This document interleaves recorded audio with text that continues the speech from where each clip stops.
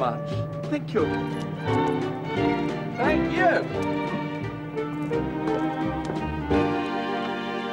Good morning, Mr. Wooster. What? What's the time? 9:10, sir. 9:10? Is the building on fire? Not that I've been informed, sir, no. Mr. Finknottle is here to see you, sir. Jeeves, I'm not awake. I've not had my tea, and yet you bring me Finknottles. Is this a time for Fink or any other kind of knottle? The gentleman did say it was urgent, sir. Yes, well, he lives in the country, Jeeves. He gets overstimulated when he comes to London. Tell him I'll see him at the Drones at 12. Very good, sir. Taxi! Taxi! I'm terribly sorry. No, it's all right. Happens all the time. Drones Club, Dover Street, please. Mrs. Travers to see you, sir. Tell Mrs. Travers I'm out and I'll deal with her in the morning. Bertie, you old ass. Wake up. It's time you were dressed. I've got a job for you. Does your master always lie about like this, Jeeves?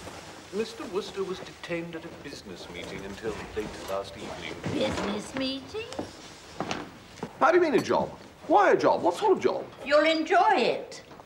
You've heard of Market Snodsbury Grammar School? Never. It's a grammar school in Market Snodsbury.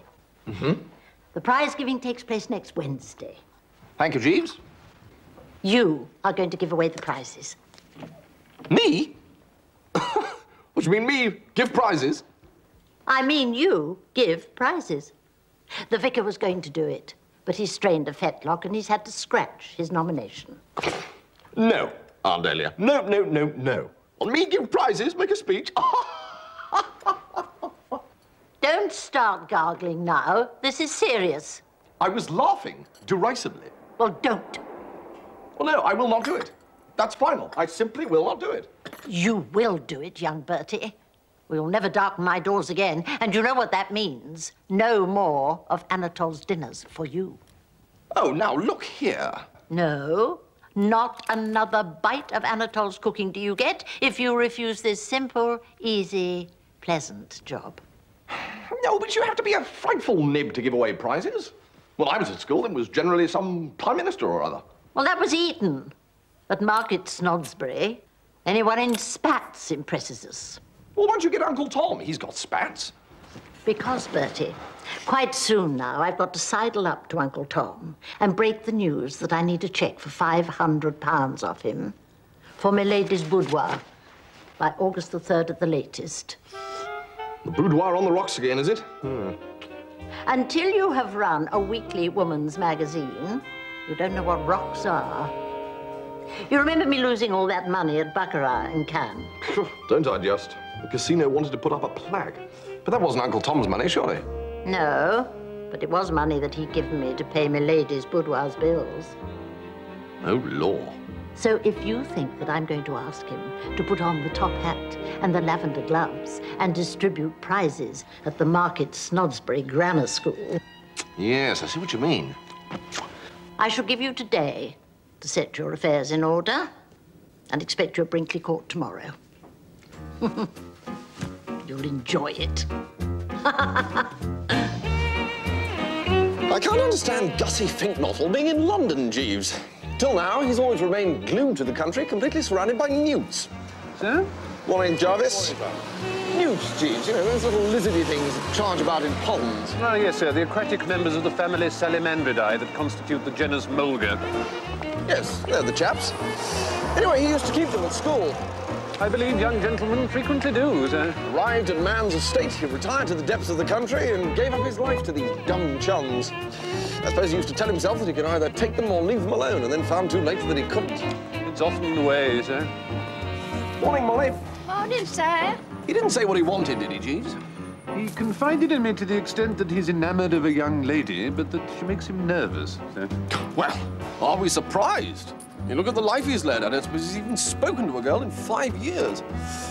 Well, what a lesson this is to us, Jeeves. In this life, you can either shut yourself up in a country house and stare into a newt tank, or you can be a dasher with the sex. But you can't do both. It's a sad reflection, sir. Gussie didn't mention this girl's name at all, did he? She's a Miss Bassett, sir, Miss Madeline Bassett. Well, I'm dashed. I'm positively dashed, Jeeves. Indeed, sir. Is the young lady an acquaintance of yours? Absolutely. Her father is the beak who fined me £5. Well, I must confess, Jeeves, until you supplied this information, I had definite doubts about Gussie's chances. But now, hope begins to dawn. He's just the sort of chap that Madeline Bassett might scoop up with a spoon. This is indeed good news, sir.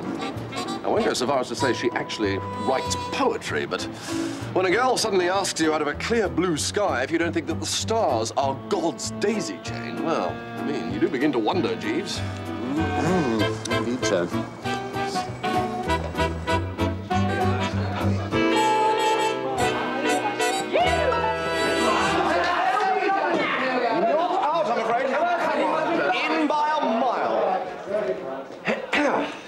Otto, Gussie. Oh, hello, Bertie. So, what's all this about you and Madeline Bassett? I didn't know you knew her even. I didn't. Not until I met her. She was staying at a place near mine in Lincolnshire the week before last. The dog had got a thorn in its foot, and I managed to get it out for her.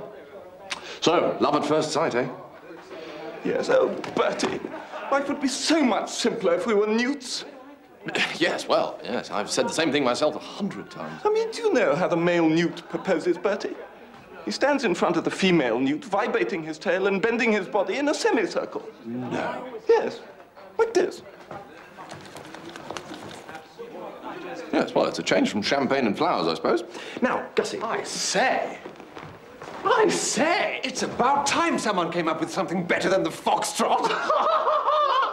This'll turn a few heads of quacks, like.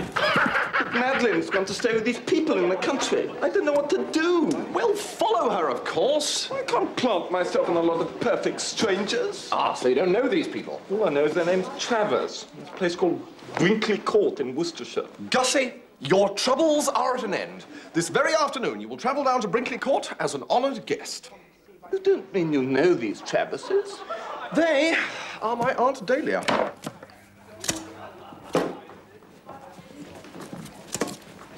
But what do I do when I get there? Carl, if you knew Brinkley Court, you wouldn't ask that question. Really? Place is simply soggy with atmosphere. I've got engaged 3 times at Brinkley. Really? No business resulted, of course, but the fact remains. Thank you so much, Bertie. On consulting engagement book, deeply regret am unable to come down, so am sending my friend Augustus Nottle to enjoy your hospitality instead. He well known in Lincolnshire as distributor of school prizes, so there isn't any need for me now, is there? Toodaloo, your loving nephew, Bertie. Excellent. 47 ginger and his sailors. You can bet you're going to hear the one they hear. I stake everything on propinquity, Jeeves. At the moment, Gussie is a mere jelly when in the presence. But ask yourself how he's going to feel in a week or so after he and she have been helping themselves to sausages out of the same dish day after day at the breakfast sideboard. Golly, Jeeves. So? Well, you see, here is an instance of how you have to think of everything. You heard me mention sausages? Sausages? Yes, sir. Take down a telegram, Jeeves. I must warn Gussie without delay. He's got to create the impression in this girl's mind that he's pining away for love of her. This cannot be done by wolfing down sausages. Ready? Indeed, sir, yes. Fink Knottle, Brinkley Court, Market Snodsbury. Lay off the sausages, Bertie. Very good, sir. No, wait a sec. P.S. Also, avoid the ham. Yes, that should do it. I say, Jeeves, as a matter of interest, what are you doing? I merely ask. I'm sorting through these clothes. These are for repair and these for discarding. Oh, wait a second. This white mess jacket is brand new. I assume it had got into your wardrobe by mistake, sir, or else that it had been placed there by your enemies. I will have you know, Jeeves, that I bought this in Cannes. And wore it, sir? Every night at the casino. Beautiful women used to try and catch my eye. Presumably they thought you were a waiter, sir. Now, look here, Jeeves. Excuse me, sir. Telegram for Mr. Wooster. Telegram for you, sir? Well, read it, Jeeves, read it.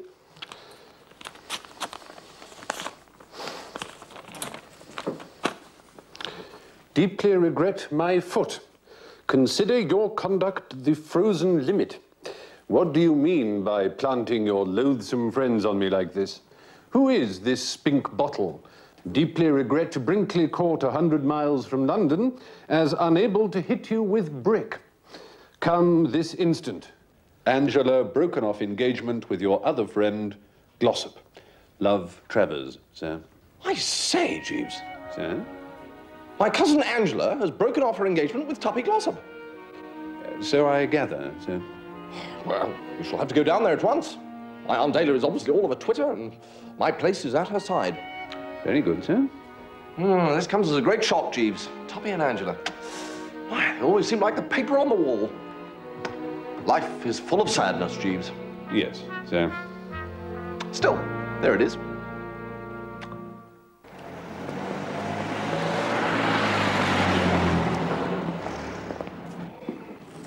What is it about uncles and aunts, Jeeves? I really couldn't say, sir. I mean, with one's parents. After a few preliminary skirmishes over sago pudding and stewed rhubarb, one settled down into some sort of amicable, if humdrum, relationship. But aunts, Jeeves. Very true, sir. I don't even know the meaning of the word humdrum.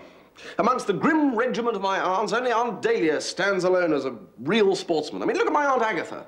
Indeed, sir, yes. And Aunt Julia? Quite, sir. And Aunt Charlotte. Oh, she's the one who sent me that rather bitter postcard of Little Chilbury War Memorial when I refused to take her frightful child to lunch on the way back to school. Aunts are noted for their strong opinions, sir. It's a distinguishing mark of the breed. Yes, but it's the things they say, Jeeves.